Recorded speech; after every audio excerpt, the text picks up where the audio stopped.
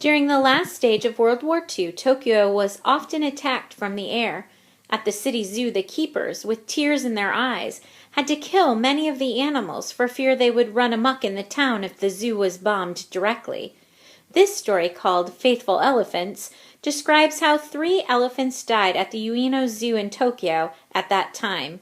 And here is Faithful Elephants. The cherry blossoms are in full bloom at the Ueno Zoo. Their petals are falling in the soft breeze and sparkling in the sun. Beneath the cherry trees, crowds of people are pushing to enter the zoo on such a beautiful day. 2 elephants are outside performing their tricks for a lively audience. While blowing toy trumpets with their long trunks, the elephants walk along large wooden logs.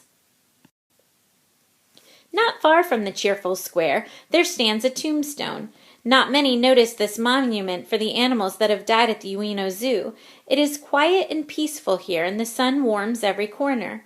One day, an employee of the zoo, while tenderly polishing the stone, told me a sad story of 3 elephants buried there. Today, he said, there are 3 elephants in this zoo, but years ago we had 3 different elephants here. Their names were John, Tonki, and Wanli. At that time, Japan was at war. Gradually, the war had become more and more severe. Bombs were dropped on Tokyo every day and night, like falling rain. What would happen if bombs hit the zoo? If the cages were broken and dangerous animals escaped to run wild through the city? It would be terrible. Therefore, by command of the army, all of the lions, tigers, leopards, bears, and big snakes were poisoned to death. By and by it came time for the 3 elephants to be killed. They began with John. John loved potatoes, so the elephant keepers mixed poisoned potatoes with the good ones when it was time to feed him. John, however, was a very clever elephant. He ate the good potatoes, but each time he brought a poisoned potato to his mouth with his trunk, he threw it to the ground. Ker-plunk! As it seems there is no other way, the zookeeper said, we must inject poison directly into his body. A large syringe, the kind used to give shots to horses, was prepared. But John's skin was so tough that the big needles broke off with a loud snap, one after the other. When this did not work, the keepers reluctantly decided to starve him to death. Poor John died 17 days later. Then it was Tonki and Wanli's turns to die. These 2 had always gazed at people with loving eyes. They were sweet and gentle-hearted. The zookeepers wanted so much to keep Tonki and Wanli alive that they thought of sending them to the zoo in Sendai, far north of Tokyo. But what if bombs fell on Sendai? What if the elephants got loose and ran wild there? What would happen then? Tonki and Wanli, too, were doomed to be killed at the Ueno Zoo, just like all the other animals. The elephant keeper stopped feeding Tonki and Wanli. As the days passed, the elephants became thinner and thinner, weaker and weaker. Whenever a keeper walked by their cage, they would stand up tottering as if to beg, "Give us something to eat, please give us water." Their small, loving eyes began to look like round rubber balls in their dropping, shrunken faces. Their ears seemed too large for their bodies. The once big, strong elephants had become a sad shape. All this while, the elephant's trainer loved them as if he were their own children.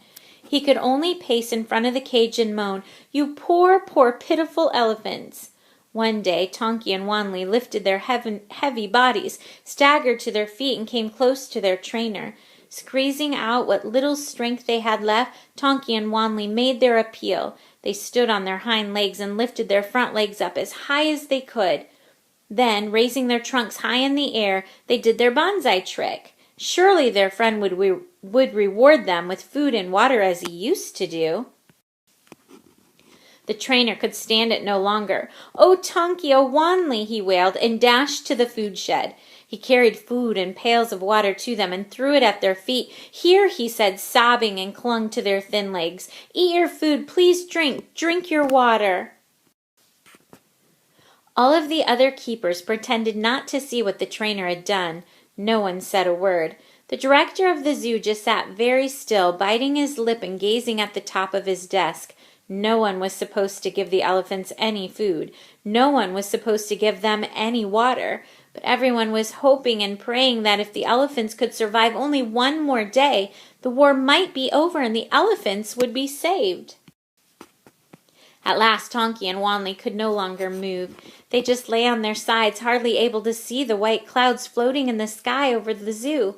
However, their eyes appeared clearer and more beautiful than ever. Seeing his beloved elephants dying this way, the elephant trainer felt as if his heart would break.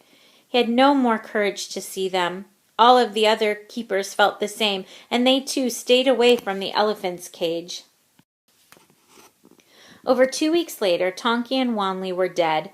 Both died leaning against the bars of their cage with their trunks stretched high in the air, still trying to do their bonsai trick for the people who'd once fed them.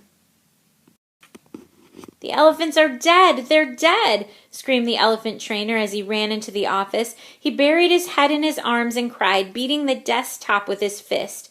The rest of the zookeepers ran to the elephant's cage and stumbled in. They took hold of Tonky and Wanley's thin bodies as if to shake them back to life. Everyone burst into tears, then stroked the elephant's legs and trunks in sorrow. Above them, in the bright blue sky, the angry roar of enemy planes returned. Bombs began to drop on Tokyo once more. Still clinging to the elephants, the zookeepers raised their fists to the sky and implored, "Stop the war! Stop the war! Stop all wars!"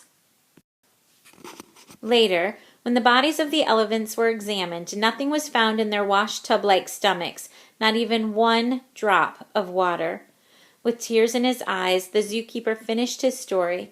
These 3 elephants, John, Tonky, and Wanley, are now resting peacefully under this monument.